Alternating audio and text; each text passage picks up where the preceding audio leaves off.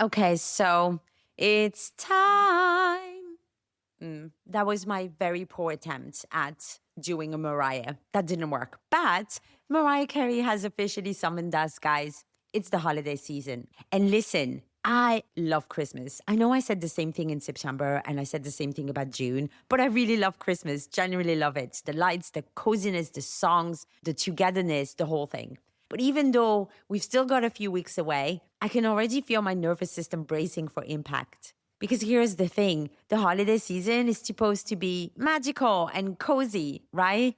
But for a lot of people, it's also stress, family drama, spending too much, drinking too much. And then that weird guilt about not being joyful enough or not being grateful enough. So before all of this kicks off, let's talk about how to actually get through December without completely losing your mind. Because here's what I know. How you show up in January starts with the choices you make in December.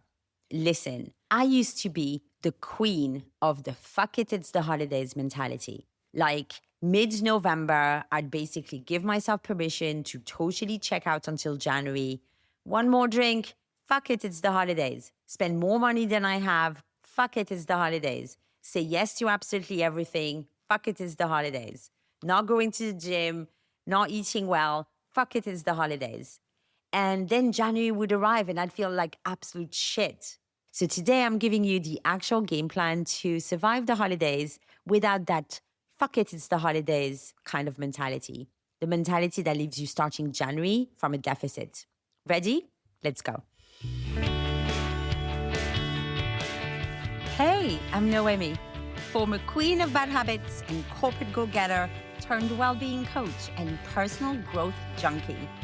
And in a world full of overwhelming wellness advice, we're here to cut through the noise. This is your space to master healthy habits, transform your mindset, own your well-being, and design a life you love on your terms. We're ditching the highlight reels and embracing the whole messy, imperfect journey towards becoming our absolute best selves. You're the author of your own story. So are you ready to write the next chapter? Let's go, and welcome to Unwritten Potential.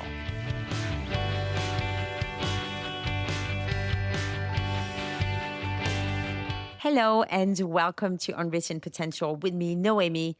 This is the last episode I'm recording in my home. Oh, we're leaving Singapore in a few weeks for a year-long trip to Latin America. So from next week onwards, I'll be recording this from a hotel room. I feel like there's a lot going on at the moment. I'm packing my house, leaving in a few days. Everything just feels a bit chaotic.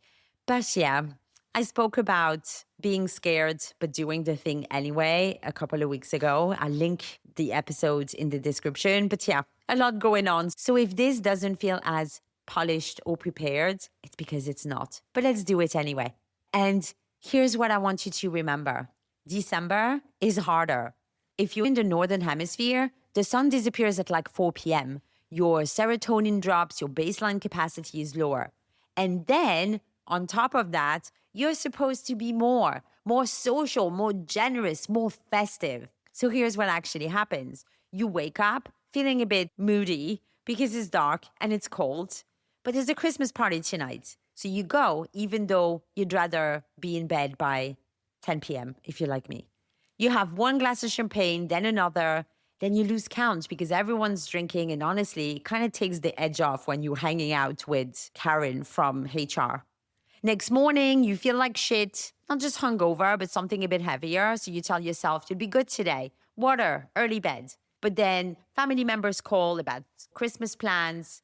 You're committing to a lot of gatherings you're already stressing about. Now you're mentally calculating what all of that is going to cost you, which makes you feel even more guilty, which makes you feel like a terrible person because, hey, it's Christmas.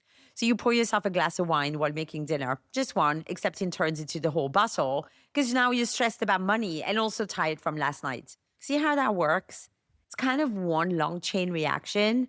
So here's where I'm supposed to give you solutions. Get 10 minutes of morning sunlight, set a budget, protect your sleep, take breaks from your family. All super useful, but also all things you already know. And knowing what to do and actually doing it, completely different things, especially when you're running on fumes and every decision kind of feels emotionally loaded. So let me tell you what's actually happening. You're solving emotional problems with behavioral solutions. You're not really overspending on gifts. You're trying to prove you're generous enough, successful enough. You're not really having one more drink. You're trying to tolerate an interaction that maybe you don't actually want to be in. You're not really too busy for a walk. You're avoiding the feeling that comes up when you slow down. And then January arrives, the credit card bill arrives, the hangover clears, and you realize you feel way worse than you did in November. You've pretty much abandoned every habit that kept you functional because you told, hey, fuck it, it's the holidays. I'll just start fresh in January. But starting fresh from a deficit, that's really hard. And you know this. You've done this enough times to know exactly how it plays out. So here's the game plan. Stop with the fuck it, it's the holidays mentality. Because that's what it is, right? Fuck it, one more drink. Fuck it, I'll deal with the money later. Fuck it, I'll start being healthy in January. Every single one of those choices is either maintaining your baseline or eroding your baseline. Saying yes when you want to say no, it erodes it. Drinking to cope rather than to enjoy, it erodes it. Spending money to avoid an uncomfortable conversation, it erodes it. Staying at the party when you're totally done, it erodes it. You don't need it to be perfect. You don't need to opt out of everything and just hibernate in your house for the next month. But you just need to actually notice what's happening instead of sleepwalking through the month going, fuck it, I'll just deal with this later. Because here's your reminder, the holidays don't happen to you. You're not a passive victim of what's going to happen in the next couple of weeks. You're making choices every single day, and those choices matter. So here is the only question that actually matters. What version of yourself do you want to be on January 1st? Depleted, financially stressed, full of regret, or reasonably intact? Not perfect, not optimized. Go and enjoy your holidays, but just intact. Without a full breakdown, without a financial crisis, without shame about how you treated yourself.